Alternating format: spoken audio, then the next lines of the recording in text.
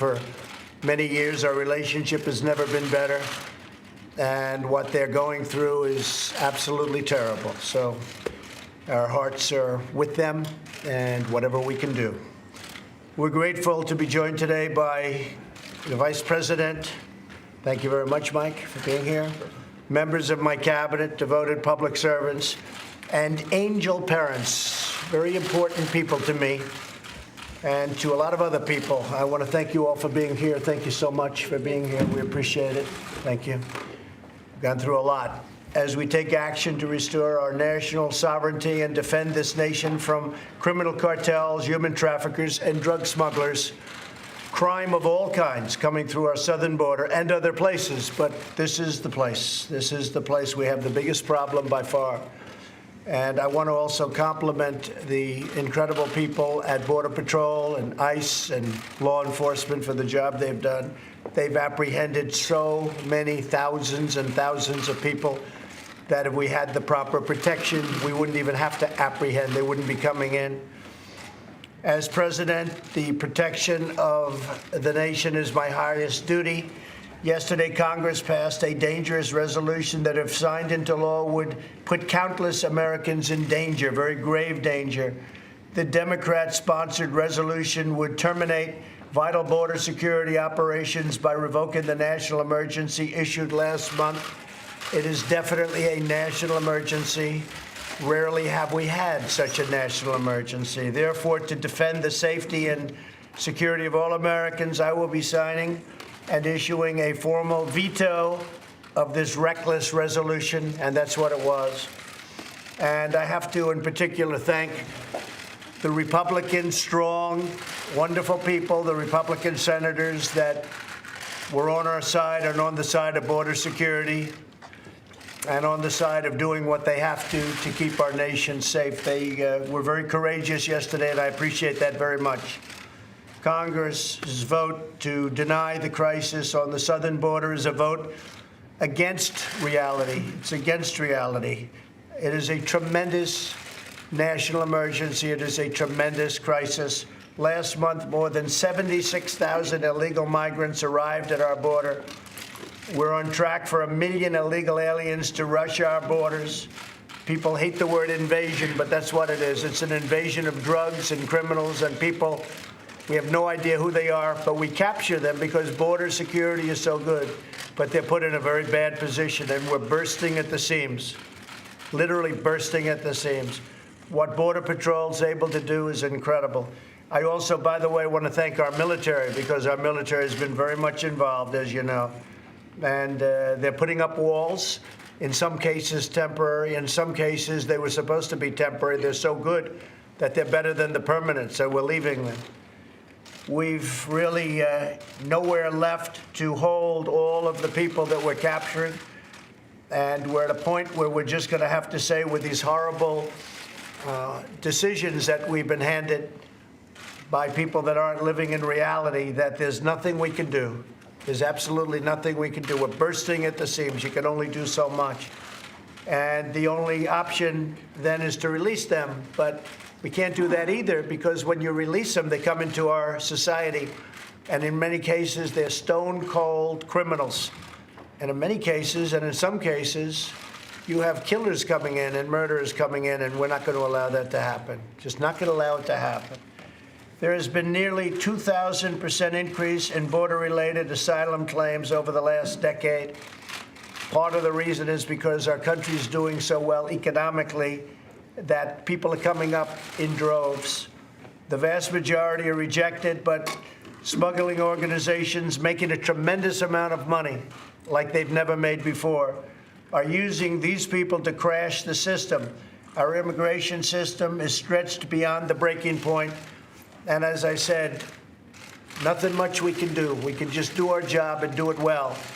But there's a point at which, if the Democrats would get in, would be able to make a deal. Literally in 15 minutes, we could make a deal on changing catch and release, changing the horrible asylum laws that are so unfair, changing visa lottery, chain migration. These laws are just horrendous. I won't explain them, but everybody standing behind me knows exactly what they are. They're dangerous for our country, and they're inspired by Democrats who have to change. 1 in 3 migrant women is sexually assaulted on the journey north. The border crisis is driving the drug crisis. 70,000 Americans a year are killed by drugs, including meth, heroin, cocaine, and fentanyl. And the 70,000 people is a number that's so low that it probably shouldn't even be used anymore. The mass incursion of illegal aliens, deadly drugs, dangerous weapons, and criminal gang members across our borders has to end. We are bringing out thousands and thousands a year of MS-13 gang members and other gang members that are just as bad, where they come into our country, they're able to skirt the border, come through areas where we don't have proper wall, where we don't have any wall at all, and they get into the country and they do a lot of damage in many cases, but we get them out by the thousands, and we bring them back or we incarcerate them. The national emergency I declared last month was authorized by Congress under the 1976 National Emergencies Act. And there haven't been too many that are a bigger emergency than we have right at our own border. Consistent with the law and the legislative process designed by our founders, today I am vetoing this resolution. Congress has the freedom to pass this resolution, and I have the duty to veto it, and I'm very proud to veto it. And I'm very proud, as I said, of a lot of Republican senators that were with me. And I'm also very proud of the House. The Republicans in the House voted overwhelmingly in favor of a secure border. Since 1976, presidents have declared 59 national emergencies. They often involve protecting foreign citizens in far-off lands. Yet Congress has not terminated any of them. Every single one of them is still in existence. And yet we don't worry about our land. We worry about other people's lands. That's why I say America first, if that's okay. America first. The only emergency Congress voted to revoke was the one to protect our own country. So think of that. With all of the national emergencies, this was the one they don't want to do. And this is the one perhaps they should most do. We're joined today by many brave law enforcement officers, including sheriffs and just people that have been just tremendous backers of law and order, which we have to have. We're also joined by friends of mine, Marianne Mendoza, Kent Terry, Laura Wilkerson, Sabine Durden, and Steve Ronbeck. And I'm going to ask Steve to say a few words, and I'm going to ask some of the folks behind me to say also a few words as to the importance of what we're doing. There's nothing more important. As I said, I was elected on by a very, very great group of American people. Millions and millions of people, because they want security for our country, and that's what we're going to have. I'd like to ask Secretary Nielsen to say a few words, and then Attorney General Bill Barr, and then I'd like to go to some of the folks behind me, and perhaps you'd have something to say, and then we're going to sign something that's going to give us safety at our border. Secretary? Sir, I just want to thank you and the Vice President for your leadership and your constant support of the brave men and women, not only represented behind you on the very front lines of our country, but of CBP and ICE. The fact that this is an emergency is undeniable. We have not seen this type of flow. As you know, it's predominantly families and children, which means that there's a very unique and dangerous humanitarian crisis at hand, in addition to the security that you just described in your remarks. So we have a duty to know who comes in our country, and we have a duty to ensure that the flow is safe and orderly. That's what you've attempted to do. That's what you've demanded that Congress do. And I just, again, ask Congress to please pay attention. We've given you the facts. The system is breaking. Security is risk, and the very humanitarian protections that we hold dear in this country are at risk in terms of our ability to provide those to vulnerable populations. So, Mr. President, thank you always for your leadership and great support. Thank you very much. Thank you. So, Mr. President, your declaration of an emergency on the southern border was clearly authorized under the law and consistent with past precedent. As you said, the National Emergencies Act directly authorizes the president, gives broad discretionary authority to the president to identify and respond to emergent circumstances that require a decisive response. And the humanitarian and security crisis we have on the border right now is exactly the kind of emergency that presidents are permitted to address under the National Emergencies Act. As you alluded to yourself, in the past 40 years, there have been 59 emergencies declared. And many of these have dealt with political conditions in countries like Burundi, Sierra Leone, Belarus. The crisis that we're dealing with today is right on our doorstep, and it presents a real, clear, and present danger to the American people. So what you've done from a legal standpoint is solidly grounded in law, and from the standpoint of protecting the American people, it's imperative. Thank you very much, Bill. That's great. Well, you'll be defending it, and you'll defend it well. I have no doubt about that. Would anybody like to say something? Why don't we start with Mike? Well, thank you, Mr. President. I don't know that I've ever been more proud to be standing next to your desk than I am today. Thank you. To be standing with these courageous Americans and with these extraordinary angel parents. We have a crisis on our southern border. The reality is it's not only a crisis of illegal immigration, criminal elements are coming across our border, the flow of drugs. Now, drug overdose is the #1 cause of death for Americans under the age of 55. So the crisis on our southern border is a crisis all across this nation. Add in human trafficking and all that comes with this crisis, justified the President's declaration of a national emergency.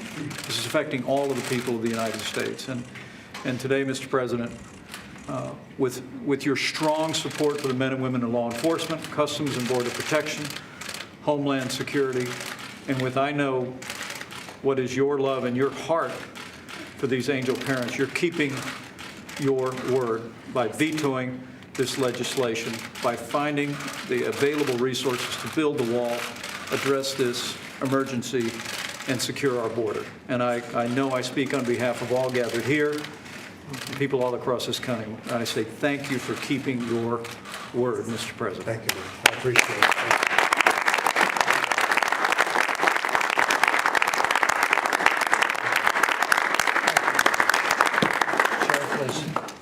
Mr. President, thank you so much for a very necessary veto to support public safety in this country. The sheriffs and men and women of law enforcement in this room and across this nation owe you a debt of gratitude for something that we've been waiting for decades. Our hats are off to you again, sir. It's an honor to be here. It's an honor for sheriffs to be involved in this. And it's an honor for law enforcement as we fight the drug trade every day in this country and all the things that go along in our business and our profession from an insecure border.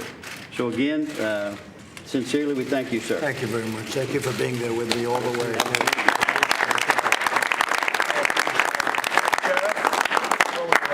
Thank you. Mr. President, I can't thank you enough on behalf of America's sheriffs. As you all know, there are men and women in law enforcement across this country that are fighting a battle every single day. They are in the trenches. While we Americans only make up about 7% of the world's total population, about 68% of the world's total drugs are consumed here in the United States every year. This is not political propaganda. We have a dire crisis on our southwest border, and America's sheriffs stand behind the President of the United States 100%. He has had our back. He's had the Americans' back, and we stand behind you solidly for what you're doing here today. This is unprecedented for a president to take this type of action, and we commend you, we applaud you, and I salute you, sir. Thank you very much.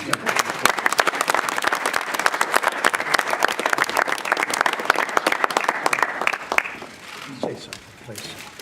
What you've been through. What you've been through. My son was killed in 2014 by a repeat illegal alien criminal allowed to stay in this country. He was a police officer in Mesa, Arizona. And angel families come forward to tell their stories, not because we've created a manufactured crisis, but because we want to tell the American people and share with you our heartache and let you know what is happening on our doorsteps, what's happening to your neighbors, what's happening to your fellow Americans. And there is a way to prevent this, and it's not by continually lying to you and telling you that there isn't a problem. There is a problem. It's a national emergency, and thank you. Thank you very much. For following through.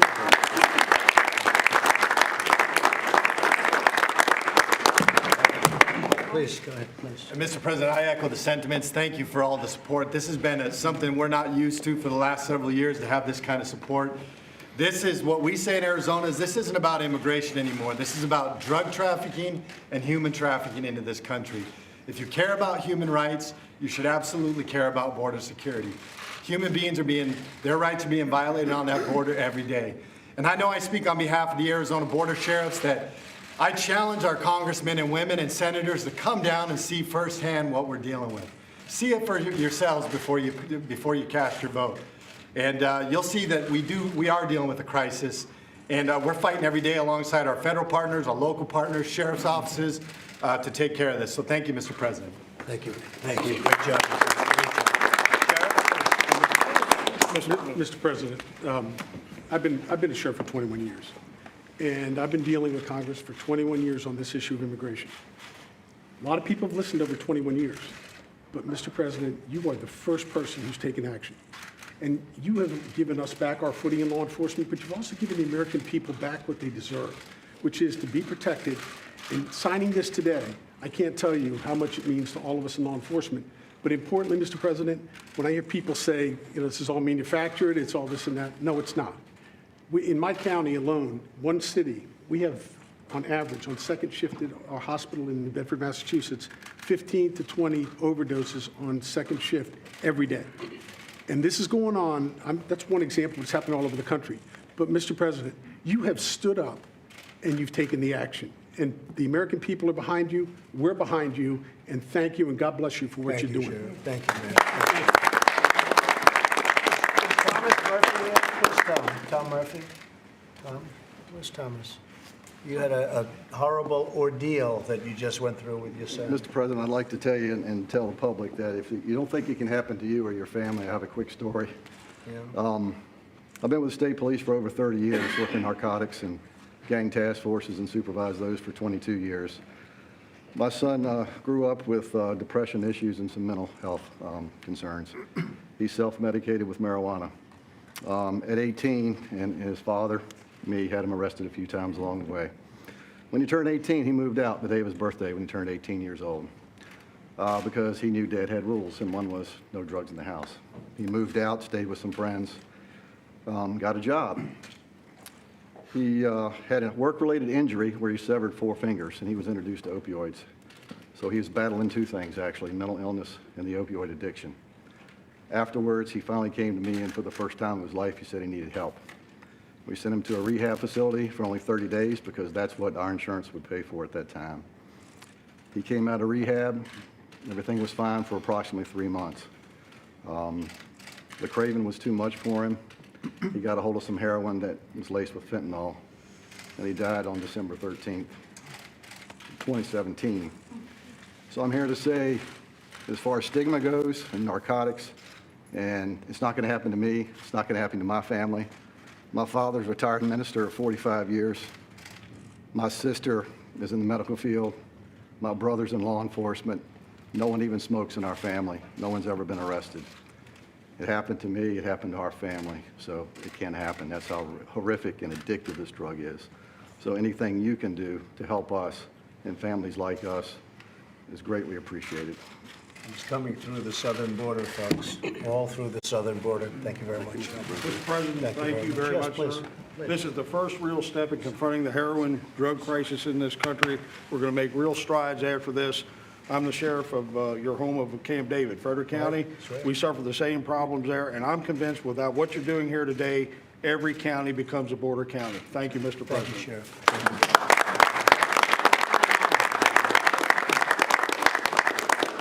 So let's get this signed, right? On behalf of your great loved ones, right? Always said they will not have died in vain. Did I tell you that a long time ago? 4 years ago. 4 years ago. Right, when we first met. Yes. On the 4 years campaign. ago. Yes. when they said, oh, Trump's not going to win. You said Trump was going to win, and I said, and they will not have died in vain, right? And that's true. I say it today with even more meaning. It was a big step.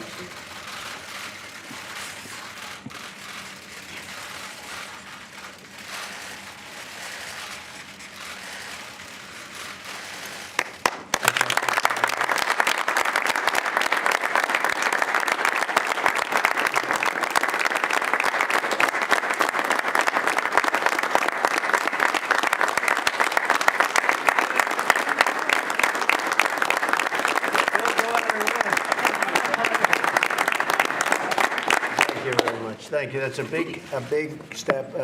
We're building a lot of wall right now. It started. A lot of people are saying, "Well, gee, you took down wall and you're building new." Well, we took down wall that almost didn't exist. It was like paper, and we're replacing it with, in many cases, 30-foot bollards, and in many cases, we're replacing it with 18-foot wall.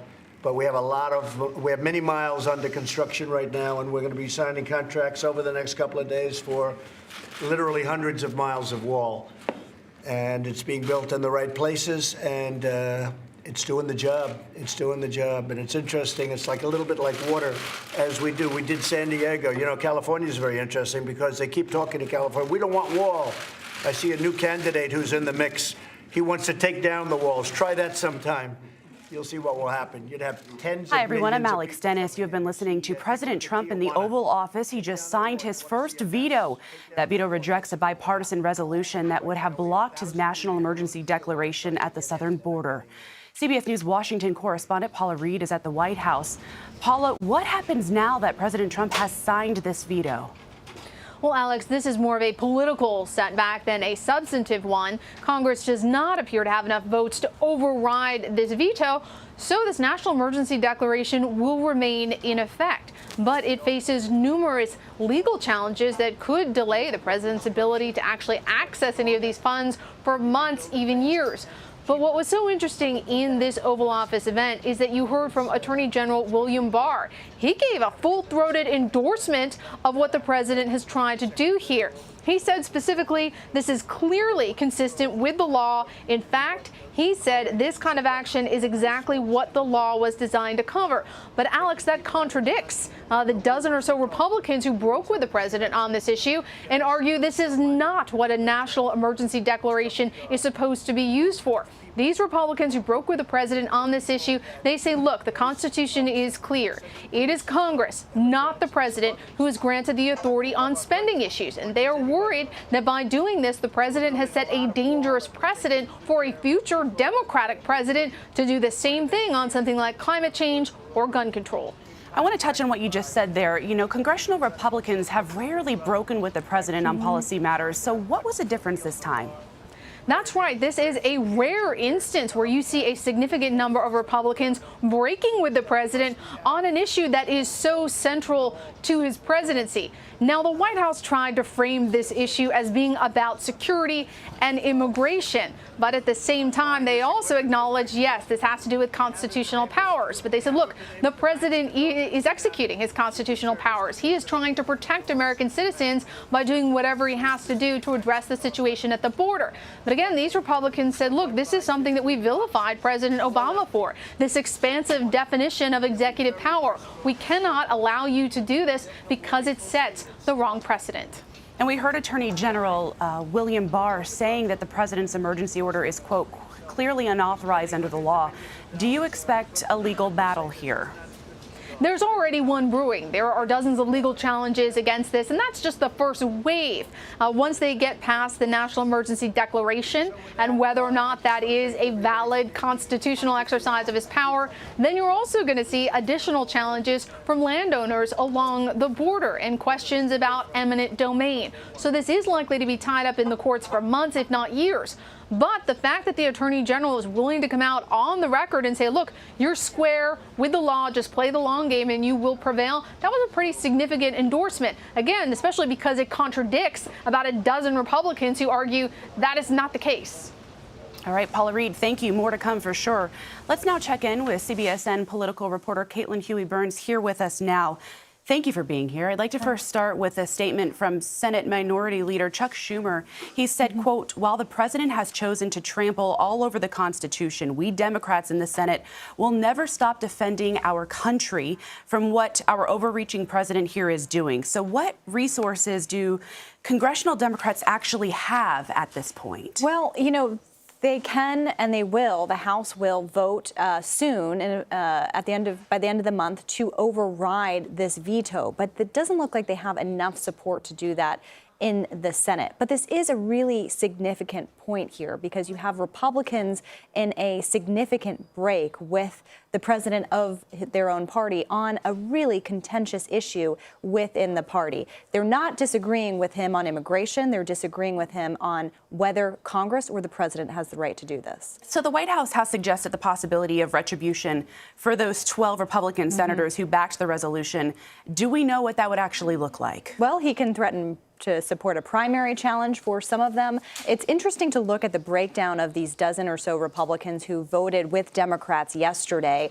People like Cory Gardner from Colorado or others in other states where they're up for re-election, that voted with the president instead of with Democrats, show that they could be concerned about crossing the president in their own state. All right, Caitlin, thank you so much for being here and your insight. We now want to take you to Wellington, New Zealand, where the country's prime minister is addressing the deadly mosque shooting.